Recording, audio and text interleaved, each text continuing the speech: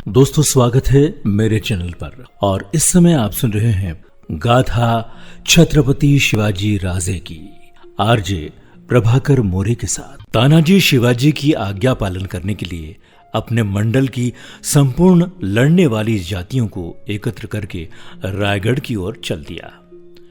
इस विषय में कवि ने लिखा है कि ये 12,000 की सेना के लोग पूरे बनवासी थे, जो अपने अपने कंबल कंधों पर रखकर तथा अपने अपने खेत छोड़कर तानाजी के चारों ओर जमा हो गए थे। न तो उनके पास में वस्त्र थे और न ही अस्त्र थे, किंतु उनकी लाठियां ही उनके लिए शस्त्र थी। जब गांव से निकले तो शकुन बहुत बुरे दिखाई देने लगे थे। वृद्ध जी को संदेह हो गया, इसलिए तानाजी से कहने लगा कि शकुन तो ठीक नहीं है, लौट चलो। परंतु वीर तानाजी ने कहा कि चाचा जी, मैं शकुन वकुन कुछ नहीं जानता। मेरा राजा भाग्य का बड़ा धनी है, उसके काम में कोई मंद शकुन हो ही नहीं सकता है। आप पीछे लौटने का नाम न ले, सीधे मार्ग पर आ जाए। अपनी सेना को साथ ले तानाजी यात्रा करता हुआ रायगढ़ के किले के सामने जा पहुंचा।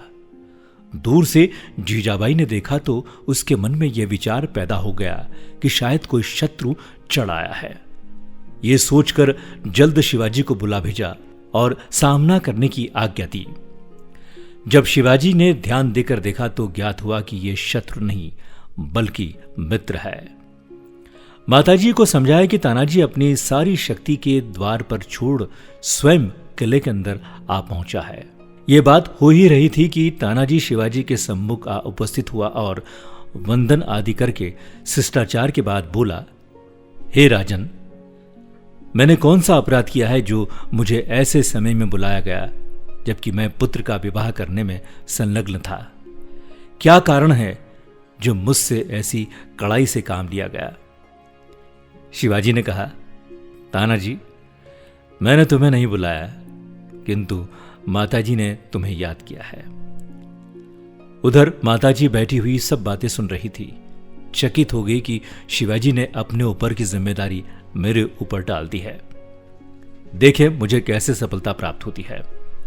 तत्काल अपने महल में चली गई और चांदी के एक थाल में दीपक जलाकर ले आई।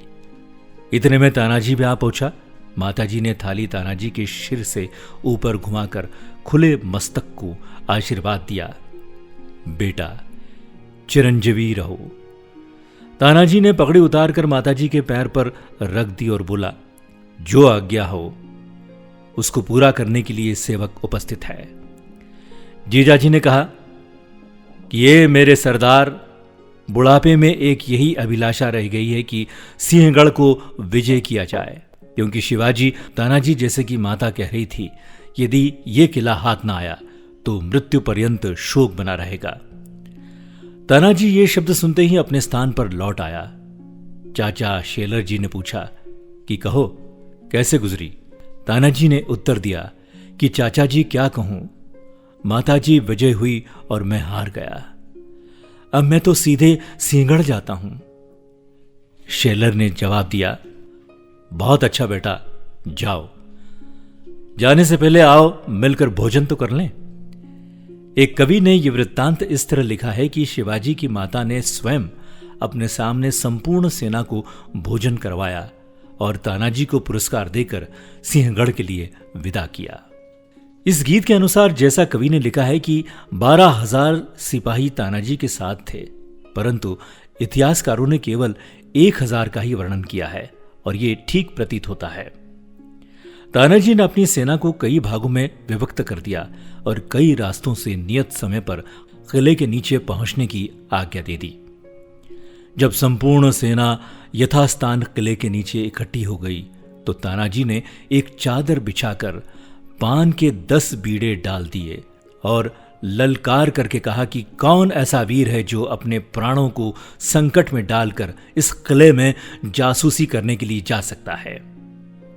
निकल आओ और बीड़ा उठा लो। यदि ये कर्तव्य कार्य हो गया तो बड़ी भारी जागीर मिलेगी और मालामाल हो जाएंगे, परंतु किसी को साहस न पड़ा कि बीड़ा उठाए। अंत में तानाजी ने स्वयं बीड़ा उठाया और भेष बदलकर रवाना हुआ। नाना प्रकार की चालें चलकर और सदर दरवाजे के पहरेदारों को बुलावा देकर किले के भीतर घुस गया और अत्यंत सुरक्षित स्थान देखकर सेना में लौट आया। रस्सियों की एक सीढ़ी बनाई गई। तानाजी ने फिर पान के बीड़े चादर पर डालकर सबसे कहा कि कोई क्षत्रिय बेटा है जो बीड़ा उठाए और रस्सी के ऊपर चढ़े। सब के सब इधर उधर ताकने लगे। किसी का साहस न हुआ कि पान का पीड़ा उठा सके। ये देख तानाजी को क्रोध आया और नेत्र लाल हो गए। बोल उठा, उठ खड़े हो, अपने अपने शस्त्र उतार कर रख दो और स्त्रियों के लहंगे पहनकर घर का रास्ता लो। बस इतना कहना था कि मराठों के नेत्रों में खून उतर आया। सब के सब आगे बढ़ने लगे। अंत में तानाजी ने 500 आदमी चुन लिए और सबों ने एक हो ऊपर चढ़ना प्रारंभ कर दिया। यहां तक कि रस्सी टूट गई और सब के सब पृथ्वी पर गिर पड़े। तब तानाजी को यह समाचार मिला तो उन्हें अत्यंत खेद हुआ और कहने लगे कि केवल रस्सी ही नहीं टूटी, प्रत्युत सच पूछो तो हमारे जीवन की लड़ी समाप्त हो गई। चाचा शेरल जी को संबोधन कर कहने लगे, चाचा जी, मेरे लड़के को प्यार करना। चाचा ने समझा कि भतीजे का दिल नरम हो गया और वो फिर इस प्रकार डराने लगा। 500 मनुष्य से उदयभानु का मुकाबला करना व्यर्थ है। उसके पास 1800 वीर हैं और चंद्रावली नामक हाथी भी है जो बड़ा भयानक है। इस प्रकार उसके सम्मुख प्राण गंवाने से क्या फायदा है। तानाजी ने उत्तर दिया, चाचा जी, ऐसे डरपोकपने से जीवन भर के किए गए सभी कार्यों पर कलंक कालीमा लग जाएगी। क्षत्रिय के लिए यह धर्म नहीं कि समर में आकर पीछे हट जाए। अब जो हो वही कर रहे हैं। एक इतिहासकार लेखक ने इस प्रकार लिखा है कि तानाजी के साथ ऊपर 300 मनुष्य चढ़े और शेष किसी कारण नहीं चढ़ पाए थे। तानाजी अपने साथियों को लेकर आगे बढ़ा और जो मिल गया उसको काटता गया। किले की तमाम सेना में हलचल मचल गई। मित्र और शत्रुओं को पहचानना कठिन हो गया। दोनों ओर की तलवारें म्यान से खींच ली गई। देखते ही देखते पृथ्वी पर रक्त की धारा बह गई। उधर किले के भीतर उदयभानु मस्त होकर सो रहा था। जब उसे इस प्रकार की लड़ाई का समाचार मिला तो बोला कि हाथी और उसके योद्धा महावत को सामने खड़ा कर दो। जब हाथी सामने आया तो महावत, जो पठान था, बड़े अहंकार के साथ झपट कर बोला, कौन है जो इस प्रकार के किले में घुसकर शोर मचाता है? तानाजी, राजा शिवाजी का सेवक तानाजी सूबेदार। ये सुनकर इस पठान को अत्यंत क्रोध आया और कहने लगा, पठान, अरे जाट, चला जा, क्या तेरी बुद्धि पर पत्थर पड़े हैं? बाप और दादा जो काम आए हैं वही तेरा काम है। चला जा, हाथ में खुरपा लो और कंधे पर रस्सी तथा कंबल डालकर जंगल में घास काटो और बनिए की दुकान पर बेचो। ये शस्त्र तेरे लिए व्यर्थ है, इनको फेंक दो। तानाजी ने कहा, अरे मूर्ख, क्यों अपने को बाप दादा के नाम पर बट्टा लगाता है? जा और खेत से सन काट ले आ, उसके बोरे बनाकर अपनी औरत को दे और कह दे कि बेचकर कुछ धान खरीद लाए और धान के छिलके की रोटी बनवाए और चावलों को बाजार में बेच आए। जाओ, तलवार रख दो, क्योंकि तुम्हें इसे पकड़ने तक की बुद्धि नहीं है। इस प्रकार की वंश परंपरा का वर्णन करके दोनों वीर सामने हुए। पठान उन्मत्त हाथी पर सवार था और मराठा वीर तानाजी घोड़े पर था। सबसे पहला वार पठान ने बड़े जोर से किया, जो पत्थर को चीरता हुआ पार निकल गया, परंतु वो भी खाली गया।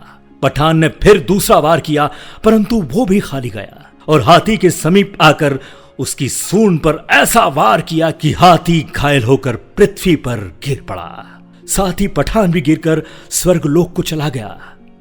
इस प्रकार उदयभानु के सब अफसर और बेटे बारी बारी से मारे गए। जब उदयभानु ने देखा कि इस प्रकार कुछ काम नहीं बनता तो किले में रखी तमाम रुई और तेल में आग लगा दी। प्रकाश होने पर उदयभानु को पता लगा कि तानाजी की सेना बहुत बड़ी है।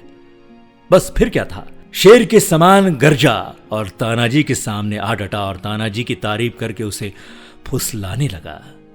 तानाजी भी उसके प्रश्न का यथोचित उत्तर देते रहे।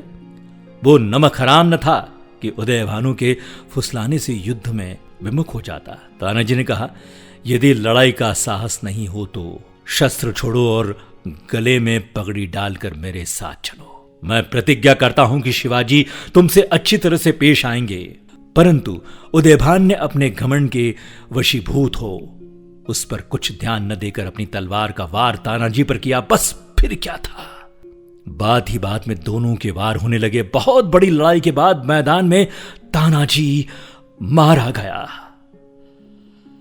तानाजी को मारकर उदयभानु ये सोचकर पीछे हटना ही चाहता था कि बस शेर तो मार लिया, बाकी बची सेना को अन्य लोग खपा देंगे। इतने में तानाजी का चाचा शेरल जी ललकार तो हुआ, तानाजी की तलवार लेकर आगे बढ़ा और बोला कि कहां जाता है? तानाजी मर गया तो क्या सारा महाराष्ट्र मर गया? जरा सामने तो आ और देख कि मरे हुए सरदार की तलवार क्या काम करती है। इतना कहते ही उदयभानु पर झपट पड़ा। फलस्वरूप उस युद्ध में उदयभानु शेरजी के हाथों मारा गया। राजपूतों की सारी सेना एकत्र होकर तानाजी की सेना पर टूट पड़ी। इतने में तानाजी का भाई सवाई जी किसी प्रकार से अपने साथियों समेत किले में घुसा और हर हर महादेव की ध्वनि से मराठों का खून उबल पड़ा। फिर क्या था, मराठे खूब डटकर लड़े और अंत को उन्हीं की विजय हुई। बचे कुचे राजपूत कला छोड़कर भाग निकले। किले पर अधिकार करते हुए मराठों ने किले की छत पर से तोपें चलाई, जिससे कि शिवाजी किला मिल जाने की सूचना पा सके।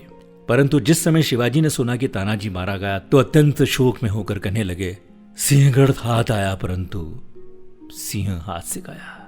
शिवाजी ने इस विजय के उपलक्ष्य में अपनी प्रथा के विरुद्ध संपूर्ण सिपाहियों को चांदी के पुरस्कार दिए। सवाई जी को इस किले का अध्यक्ष नियत किया। उन्होंने 1 मास के अंदर पूर्णधर किले को विजय कर लिया। यह कार्रवाई मार्च सन 1667 ईस्वी में हुई थी।